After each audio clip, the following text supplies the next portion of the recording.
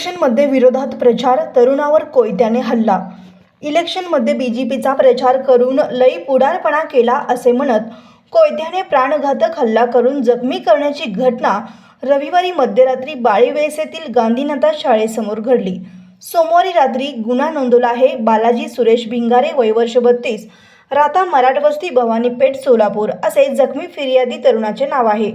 ऋतिक भिंगारे, यश भिंगारे, तुषार भिंगारे, संतोष भिंगारे यांच्यासह चौघे राहता काशी कापडे गल्ली, मंगळवारपेठ, सोलापूर अशी गुन्हा नोंदवल्याची नावे आहेत। फिर्यादीत म्हटले आहे की यातील फिर्यादी हा रविवारी मध्यरात्री मराठवस्ती येथील गणपती मंदिराजवळ थांबला होता। यातील एका आरोपीने फिर्यादीला तू इलेक्शनमध्ये बीजेपीचा प्रचार करून लई पुढारपणा करत होता, तुला बघून घेतो म्हणून शिवीगाळ केली। त्यानंतर फिर्यादी आणि त्यांचा आतेभाऊ अमोल कुंदूर हे चहा पिण्यासाठी शिवाजी महाराज चौकात गेले। परत आल्यानंतर नमूद आरोपींनी कोयत्याने फिर्यादीच्या हातावर कोयत्याने वार करून त्याचे हाड मोडले। फिर्यादीच्या मित्रालाही लोखंडी रॉड व काठीने मारहाण करून जखमी केल्याचे फिर्यादीत म्हटले आहे। पुढील तपास सफणी गायकवाड करीत आहेत।